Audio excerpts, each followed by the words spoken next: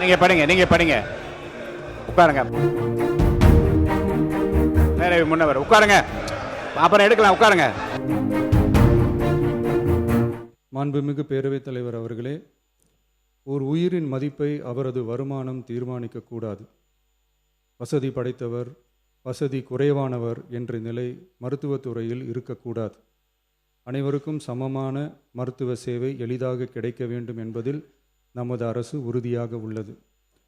மருத்துவம் என்பது சலுகை அல்ல, ஒவ்வொரு மனிதனின் அடிப்படை உரிமை.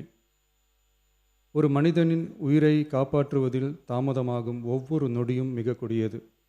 மருத்துவத்தை தேடி வரும் மக்களின் பாதையில் இருக்கும் தடைகளான வறுமை, தொலைவு, மருத்துவர் பற்றாக்குறை, மருந்துகளின் விலை, மருத்துவ விழிப்புணர்வு இல்லாமை, காத்திருப்பு, அவசர கால வசதியின்மை போன்றவற்றை படிப்படியாக அகற்றி ஏழை, பணக்காரர், கிராமம், நகரம் என்ற பாகுபாடின்றி ஒவ்வொருவருக்கும் தரமான மற்றும் எளிதான மருத்துவ சேவை கிடைக்க செய்வதை முதன்மையான நோக்கமாக கொண்டு செயல்பட்டு வருகிறது நமது அரசு.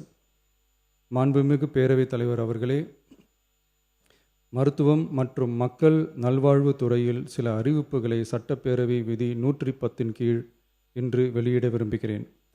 வடசென்னை மக்களுக்கு உயர்தர மருத்துவ சேவை எளிதில் கிடைக்கும் வகையில் பெரம்பூரில் ரூபாய் 300 கோடி மதிப்பீட்டில் 400 படுக்கைகள் கொண்ட உலக தரத்திலான பன்னோக்கு உயர் சிறப்பு மருத்துவமனை அமைக்கப்படும். முதலமைச்சரின் விரிவான மருத்துவ காப்பீட்டு திட்டத்தின் இலவச மருத்துவ சிகிச்சைக்கான மருத்துவ காப்பீட்டுத் தொகை ஆண்டொன்றுக்கு தற்போதுள்ள 5 லட்சத்திலிருந்து ரூபாய் 25 லட்சமாக உயர்த்தப்படும்.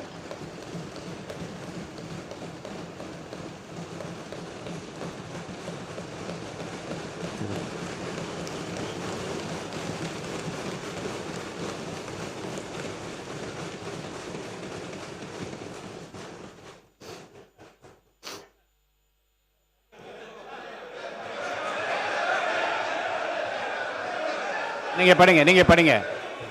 உட்காருங்க. உறுப்பினர் ஆஸ்டின் உட்காருங்க. பேரவை முன்னவர் உட்காருங்க. அப்புறம் எடுக்கலாம். உட்காருங்க.